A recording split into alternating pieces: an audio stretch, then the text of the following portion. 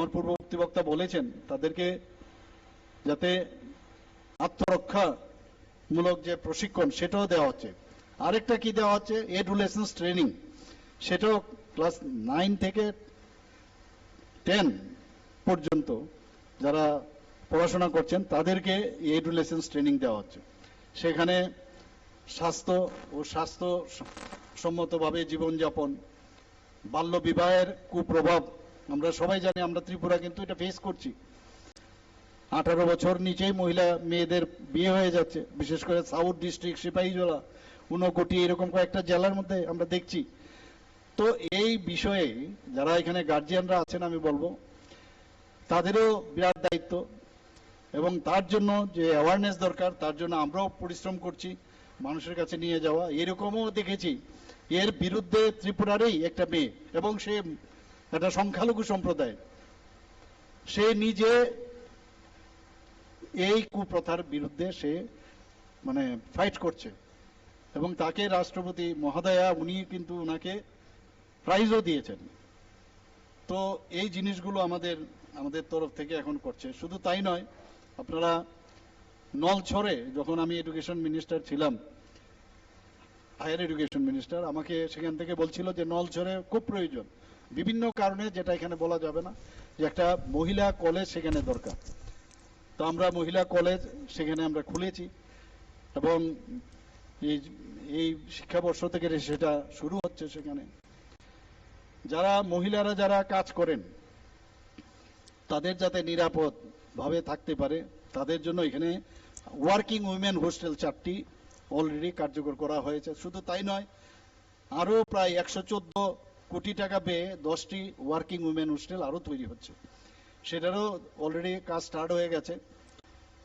এবং এইসব হোস্টেল শুধু না খালি বানিয়ে দিলাম তা নয়, সেখানে আধুনিক যে মডার্ন সুযোগ সুবিধা যাতে থাকে তার ব্যবস্থা আমরা করা হয়েছে। আমরা সবাই জানি যে ত্রিপুরাতে অলরেডি কিন্তু চাকরি ক্ষেত্রে আমরা 33% মহিলাদের জন্য রিজার্ভেশন কিন্তু আমরা রেখেছি, আপনারা সবাই জানেন। তো সেই জায়গার মধ্যে আমরা শুধু কথাই নয়, কাজের মাধ্যমে যে করি সেটা আমাদের সরকার আসার পর সেটা ঘোষণা হয়েছে, এবং সেটা আমরা কার্যকরীও করছি। 33% রিজার্ভেশন যত রকমের ত্রিপুরা সরকারের চাকরি ক্ষেত্রে সব জায়গায় 33% রিজার্ভেশন।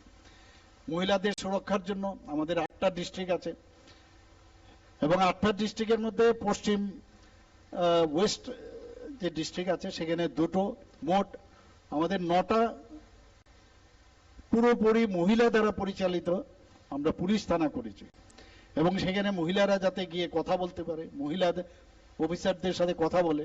তো 9টি আমরা মহিলা থানা সেখানে শুরু করেছি। আমাদের জিবি হাসপাতালে আমরা ডোনার মিনিস্ট্রি থেকে বিরাট একটা ফান্ড পাই, সেখানে 100 আসনের একটা মাদার অ্যান্ড চাইল্ড একটা হসপিটাল, একটা ইউনিট আমরা সেখানে তৈরি করছি। বিভিন্ন জায়গায় রাস্তায় আমরা জানি যে যখন বেরোয় মেয়েরা, এবং বিশেষ করে ছোট ছোট ছেলে মেয়েরা বা মহিলারা, তাদের পিঙ্ক টয়লেট দূর থেকে দেখলেই যেন বুঝে যে না এটা মহিলাদের জন্য, সেখানে যাতে যায়, এবং তার জন্য মডেল, মানে এখন যেরকম আছে এরকম না। এখানে মিলিনজির সাথে আমি কথা বলেছি, উনি আমাকে মডেলও দেখিয়েছেন, অত্যন্ত সুন্দরভাবে সে পিঙ্ক টয়লেট হতে যাচ্ছে। এখানে বাল্য বিবাহ, যেটা আমি একটু আগে বললাম যে পণ প্রথা, তার জন্য আমরা একটা স্কিম করেছি, এটা যাতে বন্ধ করা যায়।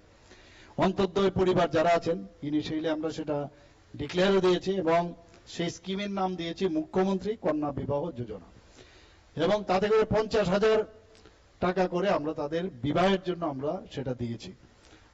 আপনারা বিধানসভার মধ্যে আমি সেটা বলেছি, এবং সেখানে পাশ হয়েছিল আমাদের। তো গত 2025-26 যে অর্থ বছর, সেখানে প্রায় 45 জন এই স্কিমের আওতায় অলরেডি তারা কিন্তু এই সহায়তা পেয়েছে। বিরোধীরা অনেক সময় বলেন যে কোথায় কি হয় না হয়, ওনারা এই কথাগুলো কিন্তু শুনবে না। নেগেটিভ কথা যত আছে সেগুলো নিয়ে, আর কোন রকমে ঘুম থেকে উঠে চিন্তা করে কোথাও লক্ষিন্দরের ছিদ্র পাওয়া যায় কিনা, আর এটা নিয়ে হইচই করে। এখন আমি শুনছি কি কি একটা বিষয় নিয়ে নাকি কি করছে। তো যাই হোক, ওরা ওদের কাজ করবে। মুখ্যমন্ত্রী বালিকা সমৃদ্ধি যোজনা একটা করেছি আমরা, আপনারা সবাই জানেন। সেখানেও যারা অন্তর্দয় পরিবার আছে কন্যা সন্তান আমরা জানি যে তাদের সুরক্ষার জন্য সেখানে এই যে স্কিমটা আমরা করলাম 50,000 টাকা যখনই আমরা এই অন্তর্দয় ফ্যামিলির যদি কোনো কন্যা সন্তান জন্ম হয় তার জন্য 50,000 ফিক্সড ডিপোজিট আমরা রাখছি এবং যখন তারা 18 বছর আগে তুলতে পারবে না এই যে 50,000 টাকা আছে সেটা যখন 18 বছর হবে তার বিবাহের জন্যই হোক পড়াশোনার জন্যই হোক সুদ সমেত সেই টাকাটা তাকে দেওয়া হবে। এখন পর্যন্ত প্রায় 105 জন কন্যা শিশু এই যে স্কিম করেছি সেই আওতায় তাদের ফিক্সড ডিপোজিট করা হয়েছে। সরকারি যে আমাদের মার্কেট স্টল হয় সেখানেও আমরা 50%, অনেকে আছে যে কারণ পুরুষরাই সামনের দিকে আসে তো সেখানে 50% যাতে মহিলাদের জন্য সংরক্ষণ থাকে সেই স্টলগুলো মহিলাদের জন্য আমরা দিচ্ছি।